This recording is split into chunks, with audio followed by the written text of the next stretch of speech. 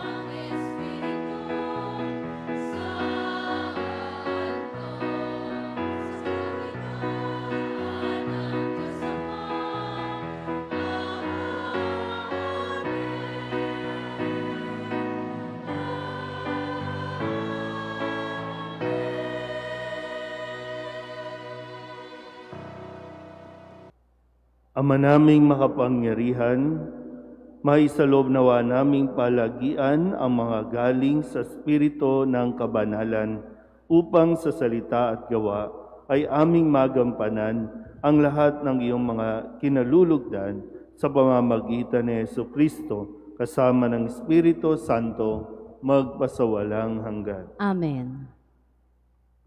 Ilang ulit nang nagkaroon ng pagkakataon si David na wakasan ang buhay ni Saul, ngunit hindi niya ito ginawa sapagkat di tulad ni Saul, walang balak na masama si David at hindi siya uhaw sa kapangyarihan. Pagbasa mula sa unang aklat ni Samuel. Noong mga araw na iyon, lumakad si Saul kasama at 3,000 piling kawal na Israelita upang hulihin si David. Kinagabihan, lihim na pinasok ni David at Abisai ang kampo ni Saul. Dinatnan nila itong tulog na tulog at napaliligiran ni Abner at ng buong hukbo. Ang sibat nito ay nakatarak sa gawing ulunan. Sinabi ni Abisai kay David, "Niloob ng Diyos na mahulog ngayon sa mga kamay mo ang iyong kaaway. Kung ibig mo, tatarakan ko na siya ng sibat. Kapag nasaksak kong minsan iyan, hindi na kakailanganing ulitin." Ngunit sinabi ni David, "Huwag mong gagawin iyan. Malaking kasalanan ang magbuhat ng kamay sa hinirang ng Panginoon." Kinuha nga ni David ang sibat sa ulunan ni Saul at ang lalagyan ng inumin nito at sila'y umalis. Isa man kina Saul ay walang nagising pagkat pinahimbing sila ng Panginoon. Dumating at umalis si David nang walang nakaalam. Pagdating ni David sa kabilang gulod, tumayo siya sa isang mataas na lugar.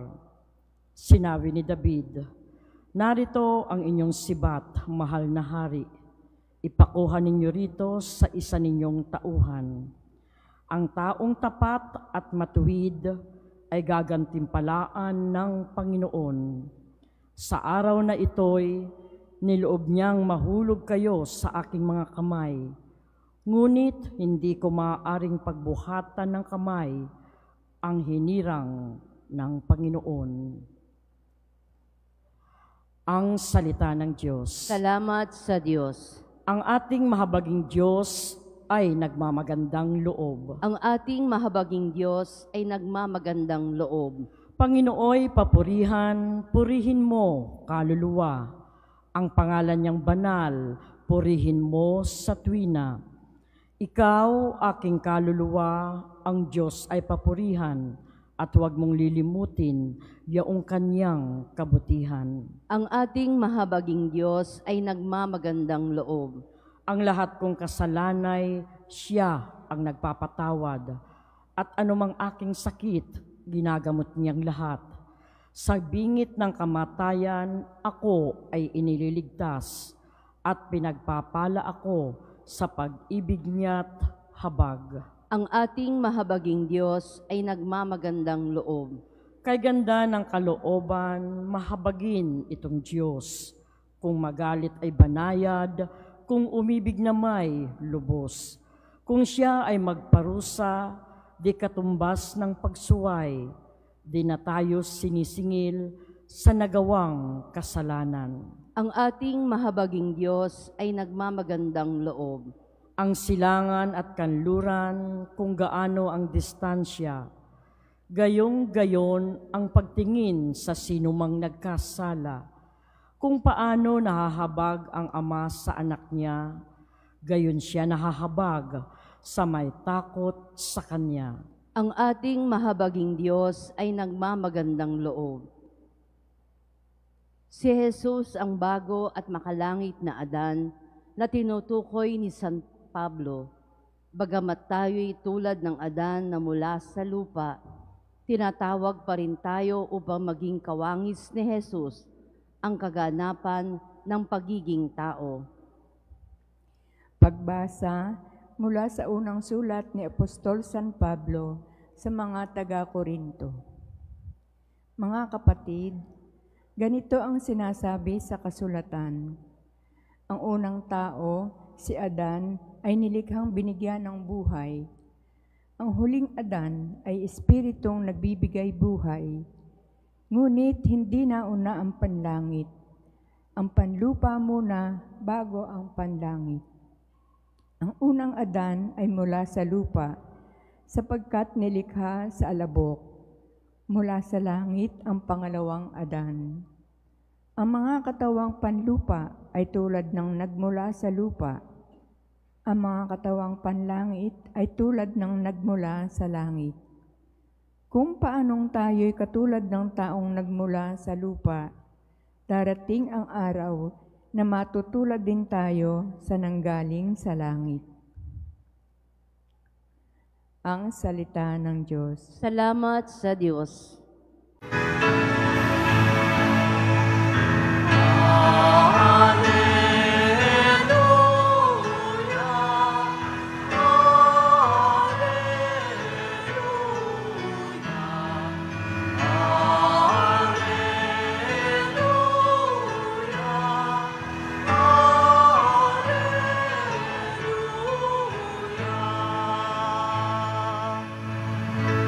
Sa daigdig ay laganap,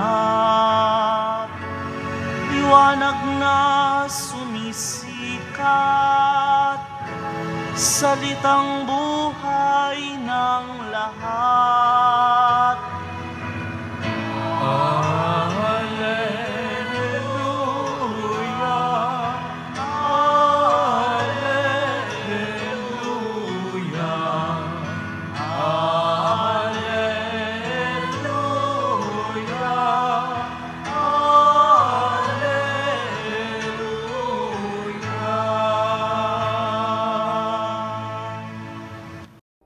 Sumainyo ang Panginoon. At sumainyo rin. Ang mabuting balita ng Panginoon ayon kay San Lucas. Papuri sa iyo, Panginoon.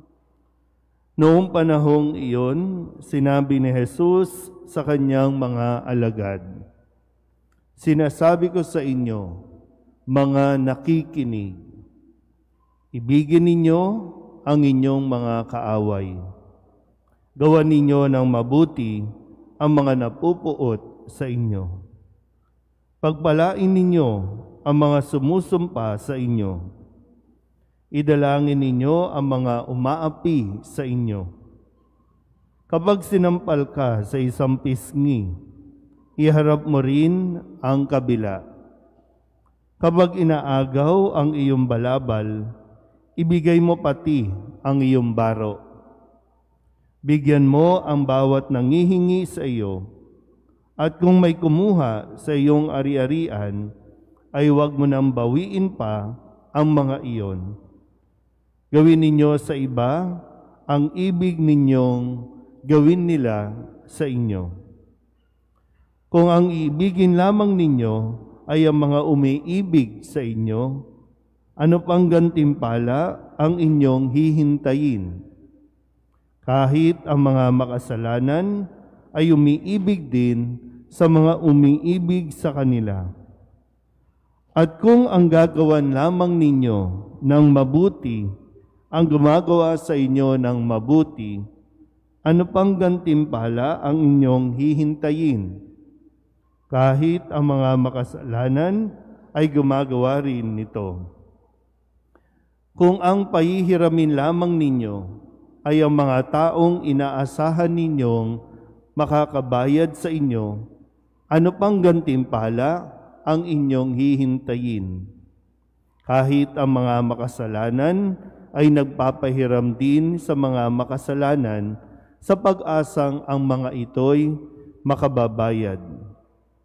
Sa halip, ibigin ninyo ang inyong mga kaaway at gawan ninyo sila ng mabuti. Magpahiram kayo na hindi umaasa sa anumang kabayaran. Sa gayon, malaking gantimpala ang tatamuhin ninyo, at kayo'y magiging mga anak ng kataas-taasan, sapagkat siya'y mabuti sa masasama at sa mga hindi marunong tumanaw ng utang na loob. Maging mahabagin kayo gaya ng inyong Ama. Huwag kayong humatol at hindi kayo hahatulan ng Diyos. Huwag kayong magparusa at hindi kayo parurusahan ng Diyos. Magpatawad kayo sa inyong kapwa at patatawarin kayo ng Diyos. Magbigay kayo at bibigyan kayo ng Diyos, hustong takal, siksik, liglig, at umaapaw pa ang ibibigay sa inyo. Sapagkat ang takalang ginagamit ninyo sa iba ay siya ring gagamitin ng Diyos sa inyo. Ang mabuting balita ng Panginoon. Pinupuri ka namin, Panginoong Hesukristo. Isang magandang umaga po sa inyong lahat. Tayo po ngayon ay nasa ikapitong linggo sa karaniwang panahon. At ating pong ginugunita sa ating pong pagdiriwang na ito ang patuloy at pinagdarasal natin ang patuloy na paggaling ng ating Santo Papa, kung saan ngayon din ay linggo o Pontifical Sunday ni Saint Peter. Sa unang bahagi po o sa simulang bahagi ng ating ebanghelyo, Ebanghelyo ni San Lucas. Tandaan niyo po ito, chapter 6, verses 27 to 38. Kanina naka-flash naman po sa screen. Ang sabi ni Jesus ay, sa mga nakikinig. Sinabi ni Jesus sa kanyang mga alagad, sinasabi ko sa inyo, mga nakikinig. Sabihin nyo nga sa katabi ninyo, nakinig ka ba? Nakinig ba tayo? O kasi medyo mahaba, Kaya nga mahalaga sa misa o mahalaga sa simbahan ay yung sound system. Makinig. Sabihin nyo nga ulit sa katabi ninyo, makinig ka. Kasi may binigay na mga challenges. May binigay sa Jesus na mga kasalukuyan din mga nangyayari sa atin.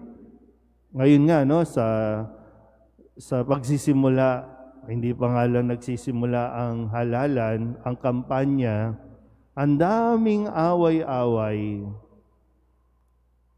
Yung dating magkakabati, yung dating magkakakampi, yung dating mga nagtatanggulan, pinagtatanggol niya yung isa.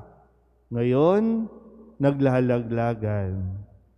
Ngayon, naglalabasan ng kani-kanilang mga sekreto, mga baho. May nagmumurahan pa, may nagtatangkaan pa. Pero mga lingkod ng bayan yan, may mga matataas na posisyon yan sa lipunan na inaasahan sana natin na magiging mabuting halimbawa sana sila. Nawa. Kasi hindi lang naman tayo ang nakakasubaybay sa kanila, maging ang mga bata na susubaybayan sila. Kaya lang, anong klaseng halimbawa ang kanilang nakikita o nakakamulatan? Kaya nga minsan maganda nire-restrict din natin yung kanilang mga paggamit ng gadget, panonood ng TV, o kung ano man dahil maraming mga impluensya sa paligid. Di ba? Minsan, ano ba nangyayari sa mga sakristan? Busy ba? Sabi nga, makinig . Makinig. Maraming mga influencer. Kaya lang, hindi lahat good influencer. Okay. Sabihin nyo nga alit sa katabi ninyo, makinig ka. Pwede mong sabihin na, Brother, ang hirap naman. Totoo po, no? Ang hirap. Kaya nga nung pinagninilayan ko ito, sabi ko, ang hirap naman. Kasi mahirap tumayo, mahirap magsalita, o ikaw mismo nahihirapan ka ding ipaliwanag at ibigay, o lalong-lalo na isabuhay. Tingnan natin ulit yung mga hamon. Sabi dito, ibigin ninyo ang inyong mga kaaway. Umpisa pa lang, ha? Ibigin ang kaaway? Sino may mga kaaway dito? Oh, babait niya pala, no? Sino ba ang nangaaway? Ikaw ba ang nangaaway o ikaw ang inaaway? Alin sa dalawa muna? Alamin muna natin. Ikaw ba ang nangaaway o ikaw ang inaaway? At kapag ikaw ay inaaway, paano ka nagre-react? Paano ka nagre-respond? Ay, hindi. Di ba? Minsan nga, narinig mo lang eh. Hindi mo naman narinig, aktual. Doon sa tao, may nagsabi lang sa yung chismosa. Na hindi mo pa alam kung ano ang konteksto, na po pwedeng nagbibiro lang, pero ikaw, galit na galit ka na. At saan mo dinaan? Sa social media. Minura mo na sa social media. Kahit nga sa simbahan, di ba, no? Marami dito magkakaaway. Marami dito nangaaway. Pero magsiserve yan. So, simbahan man o sa pamahalaan, sa gobyerno, ito ay binibigay ni Jesus para sa isang mas maayos na buhay. Ibigin ang kaaway. Ipagdasal, sabi ni Jesus, ipanalangin ninyo ang mga umuusig sa inyo.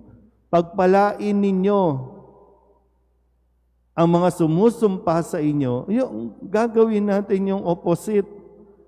Hindi natin gagantihan. Minsan talagang, di ba pag may nangaaway sa'yo, tahimik ka lang. Tama ba?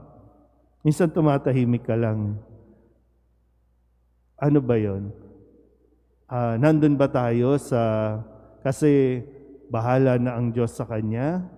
O naghihintay tayo ng tamang tiyempo? May araw ka din sa akin. Di ba ganun tayo, no? May araw ka din sa akin. Kaya pag nakatiyempo ka, kung hindi ka man, pag nabalitaan mo may nangyari sa kanya, ay buti nga sa kanya, tama lang sa kanya yan. Dami natin ganyang pag-uugali, no? Ano ba? Kaya pa ba? O, marami pa to na sinasabi ni Jesus. Mas maintindihan natin to sa unang pagbasa. Hinahanting ni Saul, Haring Saul, si David. Bakit niya hinahanting? Bakit niya hinahanap? Gusto niyang patayin si David. Makailang beses na, sabi no, makailang beses nang pinagtangkaan ni Saul ang kanyang buhay. Ano bang ginawa ni David? Wala. Naging mabuti si David kay Saul. Nakasama niya sa mga digmaan. Pero ano bang pinanggagalingin ni Saul? Bakit galit na galit siya kay David? Nainggit lang. Na-insecure. Kasi mas bata si David, mas marami siyang napatay, mas maraming palakpak. Kaya akala niya, ay aagawin ni David ang aking trono. Siya ang magiging hari. Kaya kailangan ko na siyang patayin. Grabing pagpapahirap ang ginawa sa kanya. Pero anong ginawa? Nang magkaroon ng pagkakataon si David, nandun na. Nakita niyang nakahiga si Saul, pwede niya nang saksakin para mawala na yung problema sa buhay niya. Di ba may ganun tayo, no? Pabigat sa buhay mo, problema sa buhay mo, Ito na yung pagkakataon, pwede mo nang pugutan ng ulo, walang kalaban-laban. Pero sabi ni David, wag, hindi dapat patayin ang hinirang ng Panginoon. So marahil, naunawaan ni David kung anong pinanggagalingan ni Saul. Bakit ba siya galit na galit? Kaya hinayaan niya ito at hindi niya ito ginantihan. Hindi niya ginawan ng masama ang taong gumagawa ng masama sa kanya. Hindi ko alam kung sino po ang mga naging dahilan ng kahirapan mo o ng paghihirap mo. Hindi ko kilala, hindi ko alam. At minsan sa buhay natin, hindi rin natin nasasagot ito. Bakit ba galit na galit siya sa akin? Bakit ba niya ako pinahirapan? Dahil sa kanya naghirap ako. Marami dito yung mga na-scam. Diba? Yung mga na-scam, yung nagtiwala ka, binigay mo ang pera mo, halos lahat ng inipon mo nandoon, tapos in-scam ka. Talagang galit na galit ka. Pero ang sabi ni Jesus, makinig ka. Ano bang tama na? Putulin na natin yung sama ng loob, putulin mo na yung paghihirap mo. Dahil, di ba, minsan pag pinahirapan ka ng tao at nanatili ka doon sa paghihirap na iyon, ikaw na mismo ang nagpapahirap sa sarili mo. Ikaw na yan. Sino ba yung tinuturing mong kaaway unang-una? Kailangan mong ma-identify. Sinong tinuturing mong kaaway? Uy. Yuko na. Yuko. Sinong tinuturing mong kaaway? Minsan kasi mababaw lang naman din, no? Hindi nga kayo magkakilala, pero magkaaway na kayo, di ba? Ganyan ang panahon natin ngayon, eh. Nag-comment lang ng hindi maganda sa post mo, kaaway mo na, eh. Pero hindi kayo magkakilala. Ano, mahirap mabuhay sa sama ng loob. Mahirap mamuhay o mabuhay na may dala-dala ka. Gaya ng sabi ko, no? Pwede natin masabi, Lord, unfair naman, Lord, kasi ako na nga yung nasaktan, ako pa yung magdarasal para sa Kanya. Kasi kung, alam ng Diyos, kung alam mo lang ang paghihirap ng taong yan, kaya niya nagawa yan. Of course, no? Hindi makakaligtas sa Panginoon. Siya ang gaganti. Siya ang magpaparusa sa mga taong nagpapahirap o nagpahirap sa iyo. Siya ang magpaparusa. Siya ang hahatol. Kailangan lang talaga natin magpakatatag. Katulad sa ikalawang pagbasa, ang paanyaya, ang ating pong tingnan ay hindi yung halimbawa ni Adan na nagpatukso, kundi ang halimbawa ni Jesus. Siya ang ating dapat na tularan. Sabihin nyo nga sa katabi ninyo, kaya mo yan. Yan, di ba? Parang nakakapagod din kasi, di ba? No? Nakakapagod dalhin.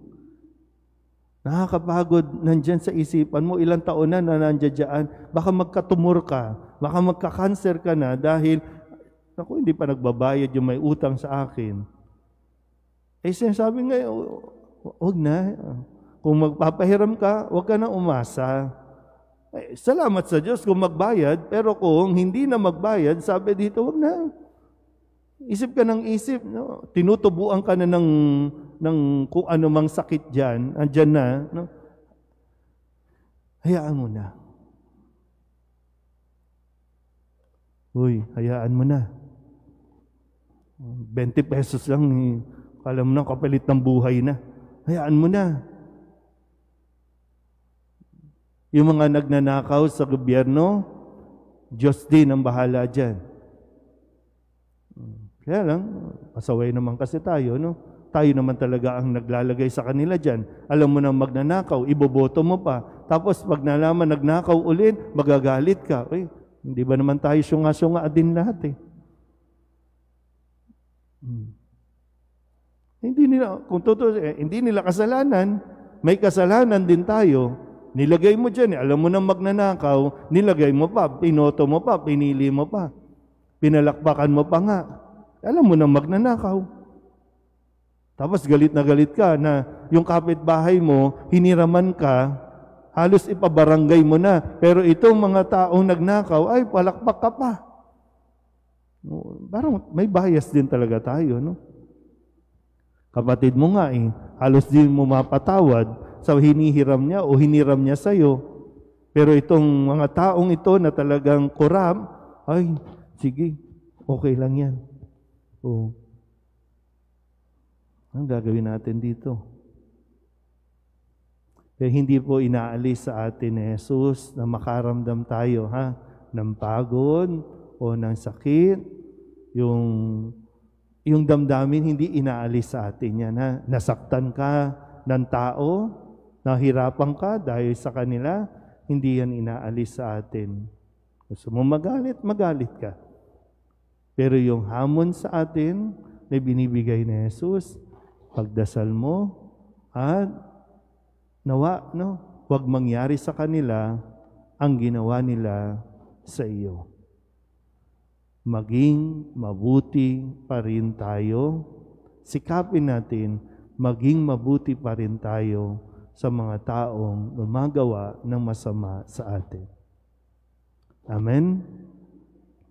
Magsitayo ang lahat, ipahayag natin ang ating pananampalataya. Sumasampalataya ako sa Diyos amang makapangyarihan sa lahat, na may gawa ng langit at lupa. Sumasampalataya ako kay Jesucristo, isang anak ng Diyos, Panginoon nating lahat. Nagkatawan tao siya, lalang ng Espiritu Santo, pinanganak ni Santa Maria ang Birhen, pinagpakasakit ni Poncio Pilato, ipinako sa krus na matay inilibing, nanaog sa kinaroroonan ng mga yumao, na may 3 araw na buhay na maguli, umakyat sa langit, naluklok sa kanan ng Diyos amang makapangyarihan sa lahat. Doon magmumula paririto at huhukom sa nangabubuhay at nangamamatay na tao.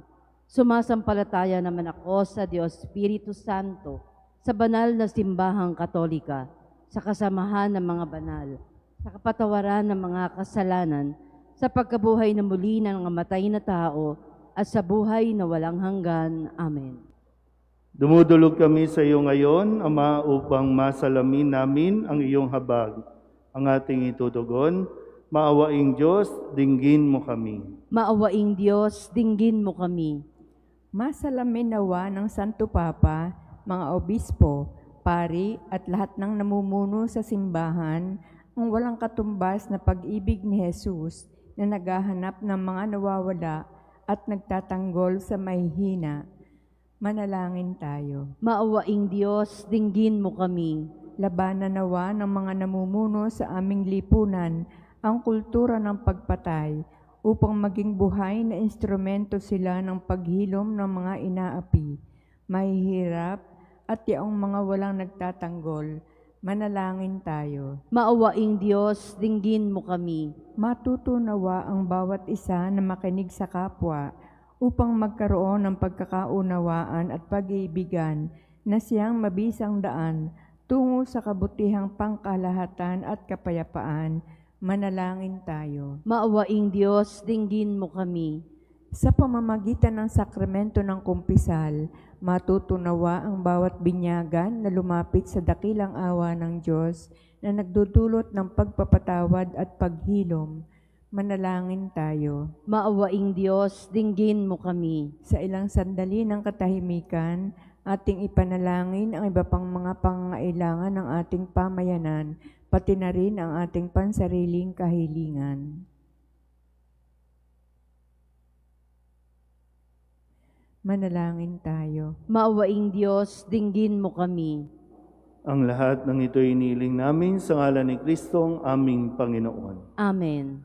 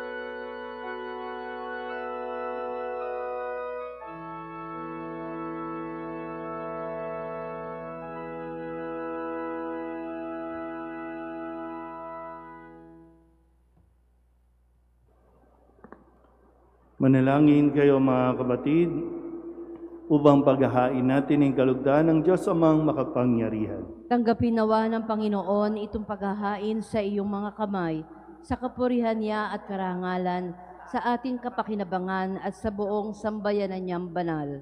Ama naming lumikha, sa pagganap namin ng banal na pagdiriwang, upang ikaw ngayoy aming paglingkuran, hinihiling naming naway mapakinabangan ang aming inihahain sa iyong karangalan sa pamamagitan ni Jesucristo kasama ng Espiritu Santo magpasawalang hanggan. Amen. Sumainyo ang Panginoon. At sumainyo rin. Itaas sa Diyos ang inyong puso at diwa. Dinaas na namin sa Panginoon. Pasalamatan natin ang Panginoong ating Diyos. Marapat na siya ay pasalamatan.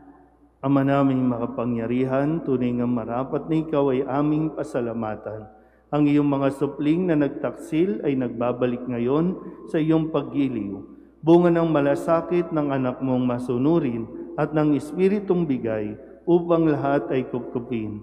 Kami mga tinubos ng anak mong mahal ay niloob mong magtipon at magkapisan upang magsalo sa masaganang hapag ng buhay.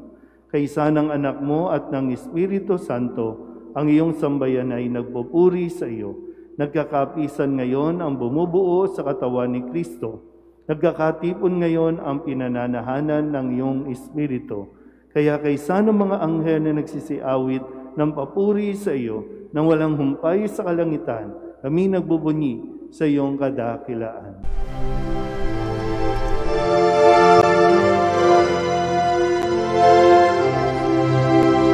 Santo, Santo, Santo, Panginoong Diyos makapangyarihan, napupuno ang langit at lupa ng kalwalhatian mo. Hosana sa kaitaasan, pinagpalang na paririto sa ngalan ng Panginoon.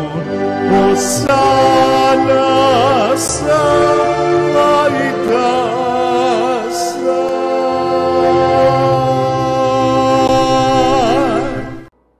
Ama naming banal, ikaw ang bukal ng tanang kabanalan. Kaya't sa pamamagitan ng iyong Espiritu, gawin mong banal ang kaloob na ito upang para sa aming maging katawan at dugo ng aming Panginoong Hesukristo. Bago niya pinagtiis ang pusang loob na maging handog, hinawakan niya ang tinapay, pinasalamatan kaniya, pinaghati-hati niya iyon, iniabot sa kanyang mga alagad at sinabi, "Tanggapin ninyong lahat ito at kanin, ito ang aking katawan na ihahandog para sa inyo."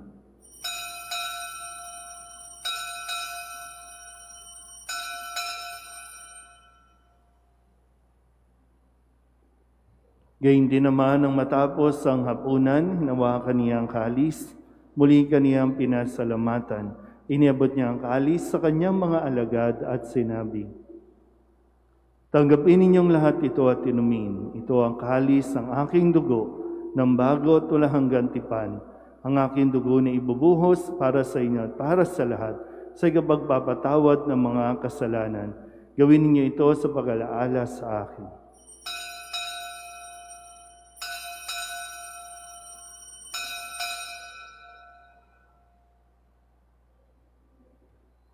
Ipagbunyi natin ang misteryo ng pananampalataya.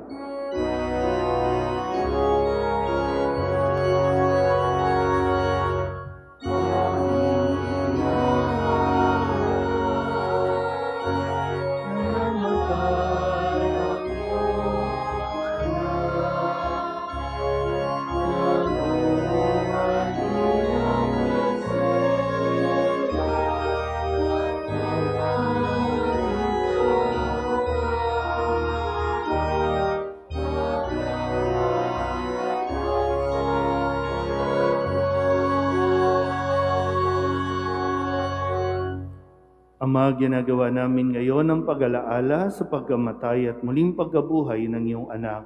Kaya tiniaalay namin sa iyo ang tinapay na nagbibigay buhay at ang kalis na nagkakaloob ng kaligtasan. Kami nagpapasalamat dahil kami iyong minarapat na tumayo sa harap mo para maglingkod sa iyo. Isinasamo namin kami magsasalo-salo sa katawan at dugo ni Kristo ay mabuklod sa pagkakaisa sa pamamagitan ng Espiritu Santo. Ama, linghapin mo ang iyong simbahang laganap sa buong daigdig. Puspusin mo kami sa pag-ibig kaysa ni Francisco na aming Papa at ni Jose na aming Obispo at ng Tanang Kaparian. Alalahanin mo rin ang mga kapatid naming nahimlay na may pag-asang sila'y muling mabubuhay, gayon din ang lahat ng mga pumanaw. Kawaan mo sila at patuloyin sa iyong kaliwanagan. Kawaan mo at paghindapating kaming lahat na makasalo sa iyong buhay na walang wakas. Kaysa ng mahal na Birheng Maria, na Ina ng Diyos, ng kabiyak ng puso niyang sa San Jose, kaysa ng mga apostol at ng lahat ng mga banal na namuhay dito sa daigdig ng kalugod-lugod sa iyo, may pagdiwang nawa namin ang pagpupuri sa ikararangal mo sa pamamagitan ng iyong anak na aming Panginoong Heso Kristo. Sa pamamagitan ni Kristo, kasama niya at sa Kanya, ang lahat ng parangal at papuri ay sa iyo, Diyos Amang makapangyarihan, kasama ng Espiritu Santo, magpasawalang hanggan.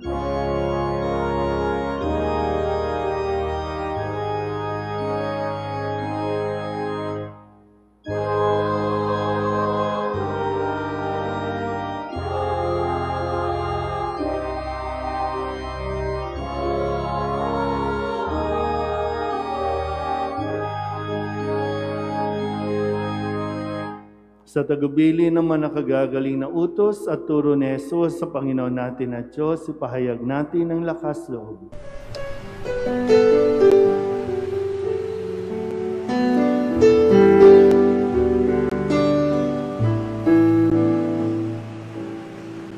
Ama namin, sumasalang ka, sambahin ang ngalan mo, mapasamin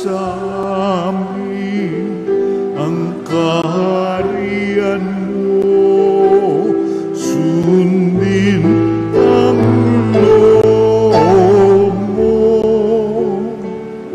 dito sa lupa para nang sa langit.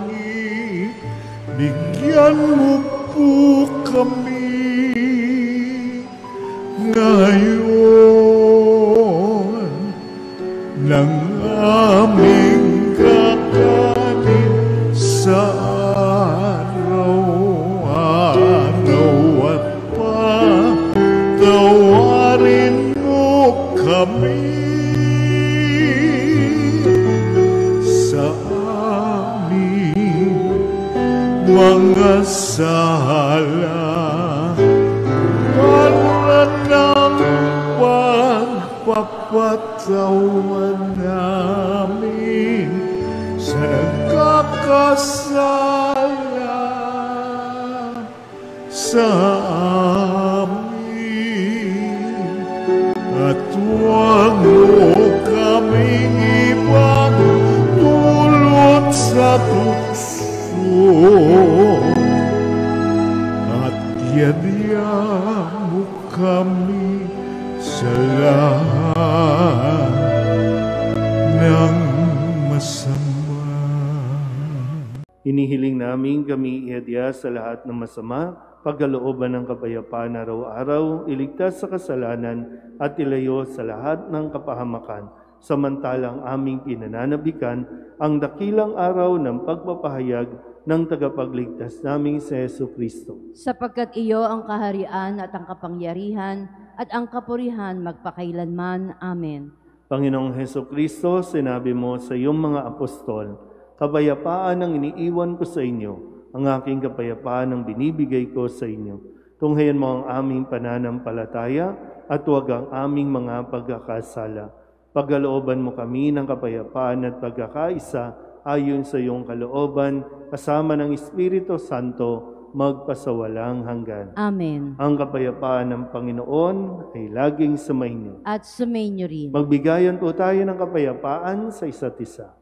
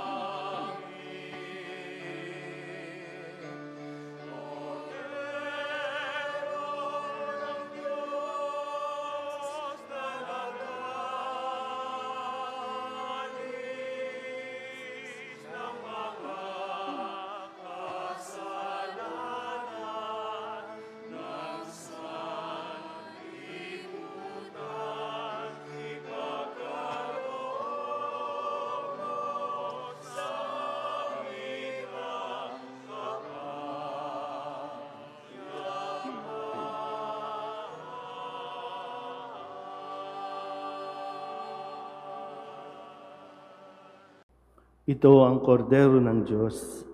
Ito ang nag-aalis ng kasalanan ng sanlibutan. Mapalad ang mga inaanyayahan sa kanyang piging. Panginoon, hindi ako karapat-dapat na magpatuloy sa iyo, ngunit sa isang salita mo lamang ay gagaling na ako.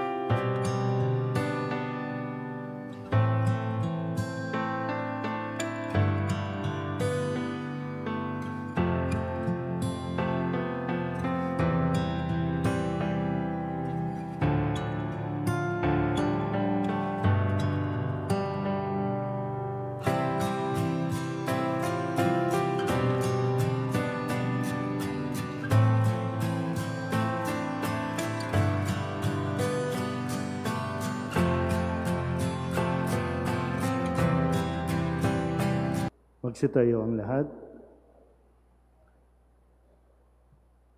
Ama naming mapagmahal, ipagkaloob mo ang aming mapakinabangan ang dulot ng kaligtasan ng aming pinagsaluhan bilang sangla ng iyong tiyak na pagsagip sa tanan sa pamamagitan ni Jesucristo kasama ng Espiritu Santo magpasawalang hanggan. Amen.